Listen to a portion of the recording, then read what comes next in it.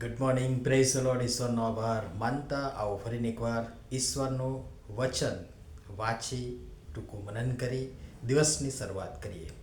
પ્રભુનું વચન કહે છે, હે યાકૂબના સંતાનો તથા ઇઝરાયલના સંતાનોના અવશેષ, તમે સર્વ મારું સાંભળો. ગર્ભવાસથી માંડીને મેં તમને ઉપાડી લીધા છે, વળી ગર્ભસ્થાનથી માંડીને મેં તમને ઉંચકીને ફેરવ્યા છે. તમારા ઘડપણ સુધી હું તે જ છું. પડ્યા આવતા સુધી હું તમને ઉપાડી લઈશ.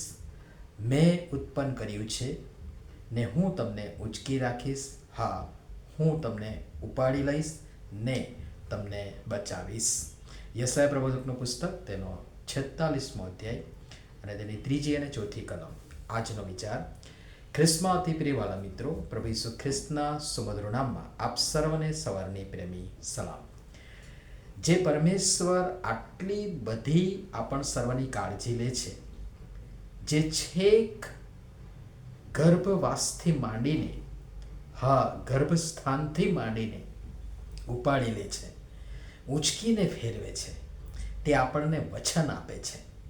ને ફરી કહીશ કે આ આપણ માણસો જે દંભી અને છેતરામણા વચન આપે છે એમ નહીં, આ પરમેશ્વરનું વચન છે. ને એ વચન આપનાર ખાતરી આપે છે. આ જ અધ્યાય એટલે કે યશાયા 46:10મી કલમ તમે જોશો તો ત્યાં લખ્યું છે, આરંભથી પરિણામ જાહેર કરનાર તથા જે થયું નથી એની પુરાતન કાળથી ખબર આપનાર હું છું. મારો સંકલ્પ દ્રઢ રહેશે ને મારા સર્વ મનોરથો હું પૂરા કરીશ. ને તમે જુઓ,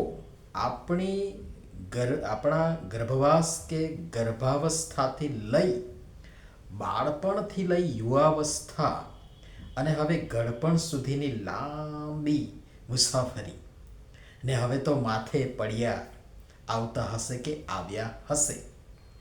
કેટલાકને તો પડ્યા જ પડ્યા હશે. કેટલી સરસ સફેદી!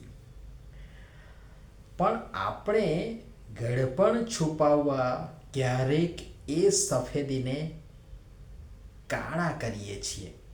અહીં પણ ઈશારો જ કરું છું, સમજી જજો. બાકી કહેવત યાદ છે ને, તેજીને ટકોરાને ગધેડાને ડફણા. જુઓ, આ પડ્યા એટલે યોગ્ય ઉંમરે, મતલબ ઘડપણમાં માથાના વાળ સફેદ થાય એ પડ્યા. આપણા ખોરાક ને પાણી ને વાતાવરણ જે આપણ મનુષ્યના જ પાપનું પરિણામ મનુષ્ય ભોગવે છે ને પ્રદૂષિત છે, જેના પરિણામે નાના નાના બાળકોને પણ સફેદ વાળ, આંખના નંબર, ચશ્મા અને જાત જાતની બીમારીઓ.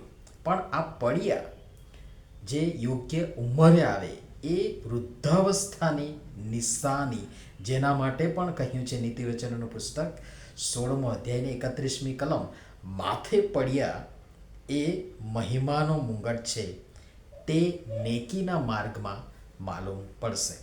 તો એ મહિમાના મુંગટ સમાન ચમચમતી અવસ્થાને કાળાશ કરવી, અહીં માત્ર હેર કલર મારવાની જ વાત નથી, સમજો.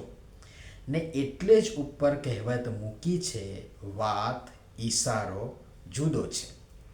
તો એમ કરીને એક રીતે પરમેશ્વરની અવસ્થામાં અને આપણી યોગ્ય અવસ્થામાં મળેલ પરમેશ્વરની વ્યવસ્થામાં અને આપણી યોગ્ય અવસ્થામાં મળેલ મહિમાના મુંગટનો તો આપણે એક રીતે અનાદર કરીએ છીએ.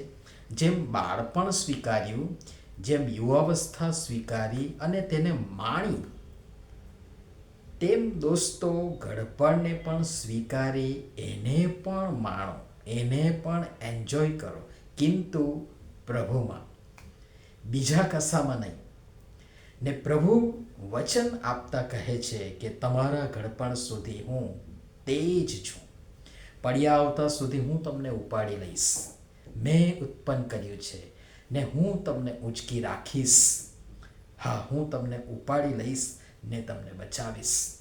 તો સામે છેડે આપણે શું કરીએ, શું કરી શકીએ, શું કરવું જોઈએ ને શું કર્યું અથવા શું કરી રહ્યા છીએ, વધુ આવતીકાલે જોઈશું. પ્રભુ સમજવા આપણ સર્વની સહાય થતા મદદ કરો. ખાસ કરીને ઘણા લાંબા સમયથી એટલે કે 20મી ઓક્ટોબર પછી સતત દોડધામ તથા લાંબી મુસાફરીઓને કારણે મોબાઈલ પણ બગડવાને કારણે લખી શક્યો નથી.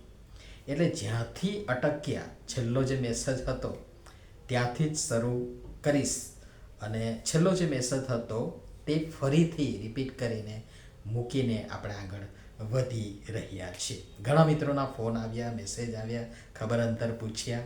સૌનો બહુ જ આભાર માનું છું. હજુ પણ ફોનમાં પ્રોબ્લેમ્સ છે જ, લખવામાં ખૂબ તકલીફ થાય છે ને એના માટે પણ આપ સર્વના પ્રેમ અને લાગણીને માન આપીને લખવા માટે પ્રયાસ કરીશ. તો ખાસ એના માટે પ્રાર્થના કરશો. આવો આપણે પ્રભુની સમક્ષતામાં જઈએ, પ્રાર્થના કરીએ. ફરીને એકવાર અમારા પ્રેમાળ પિતા, અમે તમારી પાસે આવીએ છીએ. તમારા તરફથી મળેલ મહામૂલા જીવન અને દરેક અવસ્થાઓ માટે વિશેષ કરીને એ દરેક અવસ્થાઓમાં આપ હંમેશા અમારી સાથે રહો છો. હા, જગતને તેમના આકર્ષણો, પ્રલોભનોમાં ફસાઈ અમે આપથી દૂર જઈએ છીએ, કિંતુ આપ હંમેશા અમારી સાથે રહો છો. એમ જ આપના વચન મુજબ ગળપણ અને માથે પડ્યા જે મહિમાનો મુંગટ છે તેને પણ એ જ ઉમળકાથી વધાવવા અને સ્વીકારવા અને માણવા કૃપા કરી અમને સર્વને ને વિશેષ કરીને અમારા તમામ મુરબ્બી વડીલોની તમે સહાય થતા મદદ કરો. પ્રભુ ઈસુના નામમાં આમેન. ધન્યવાદ.